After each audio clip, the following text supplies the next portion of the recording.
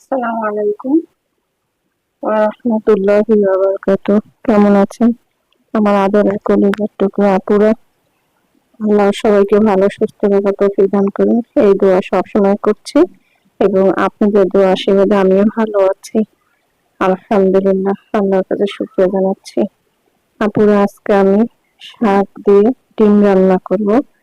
কলমি শাক এবং মিষ্টি আলু শাক আমি দিয়ে ডিম রান্না করব। আমি কড়াইয়ের মধ্যে পেঁয়াজ ও কাঁচামরিচ দিয়ে দিলাম। এবার আমি সরিষার তেল দিয়ে দিব।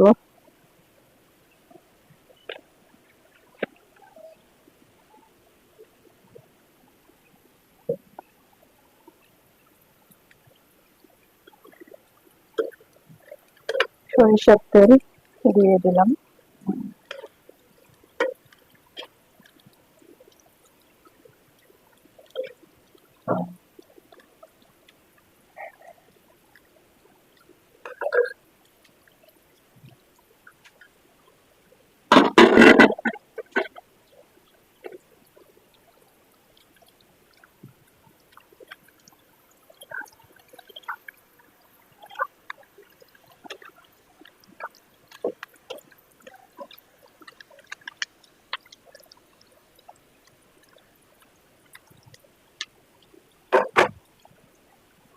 এবার আমি গুঁড়া হলুদ দিয়ে দিব।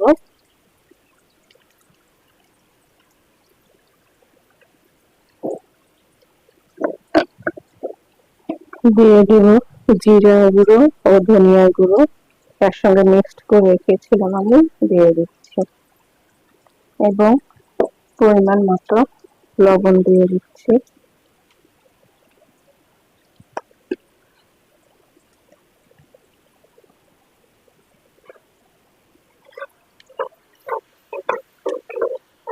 আপুরা, শাকগুলো কিন্তু আমি কিনে আনিনি, আমি এগুলো নিচেই লাগিয়েছি। 5 লিটার বয়াম তেলের জারকিন গুলো কেটে মাটি দিয়ে আমি একটি কলমি শাক ও মিষ্টি আলু শাক বুনেছি। কালার মতো খুব সুন্দর হয়েছে, দেখুন খুব সুন্দর। নিজের হাতের অল্প একটু শাকেই মজা আলাদা। আমি শাকগুলো এখন দিয়ে দিচ্ছি।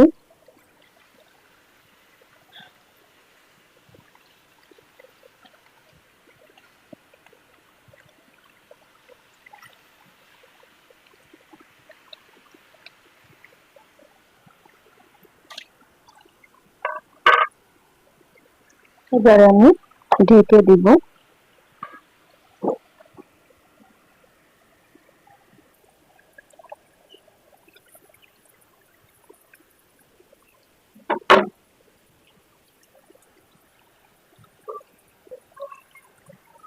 তারপরে শাকগুলো দেখুন মিলে যে কতটুকু হয়েছে, এতটুকু আল্লাহর রহমতে মজা লাগবে, কারণ নিজ হাত দিয়ে এই শাকগুলো আমি বুনেছি আর আল্লাহ পাক রহমত করেছে। তো এবার আমি ডিম দিয়ে দিচ্ছি। এখানে আমি 4 পিস ডিম রেখেছিলাম এবং আমি পানি দিয়ে দিব।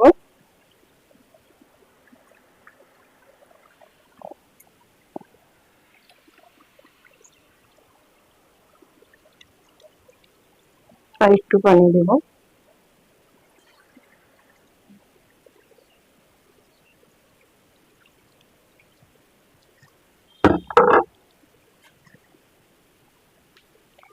তারপরে এইভাবে কিন্তু রান্না করে ডিম খেলে অনেক মজাদার হয়।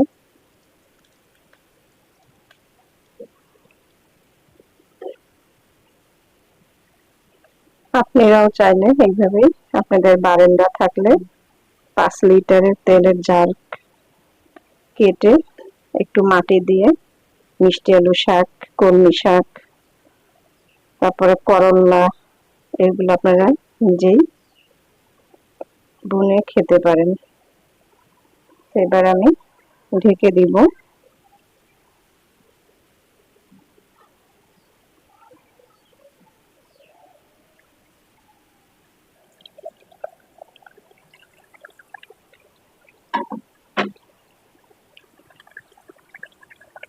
আপুরা শাক দিয়ে, এই দেখুন খুব সুন্দর রান্নাটা হয়েছে এবং আপনাদের কাছে কেমন লেগেছে অবশ্যই কমেন্ট করে জানাবেন। আর কে কে খেয়েছেন এইভাবে জানাবেন, আর না খেয়ে থাকলে খেয়ে থাকবেন, খাবেন। খুবই মজাদার রান্নাটা আপুরা। তো এবারে আমি নামিয়ে নিব।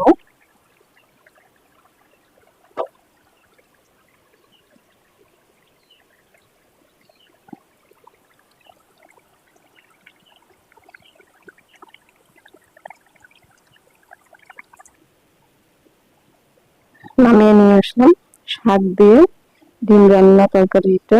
আপুরা আপনাদের কাছে কেমন লেগেছে ভিডিওটি অবশ্যই কমেন্টে জানাবেন, লাইক দিন, বেশি বেশি করে শেয়ার করুন।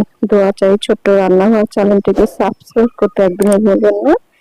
যারা নতুন দেখছেন পাশে বেল বাটনটি ক্লিক করে আমার ভিডিওর পাশেই থাকুন। সবাই ভালো থাকুন, আল্লাহ সবাইকে সুস্থ রেখে তৌফিক দান করুন, এই দোয়া কামনা করে রেখে দিচ্ছি। আসসালামু আলাইকুম ওয়া রাহমাতুল্লাহি ওয়া বারাকাতুহু।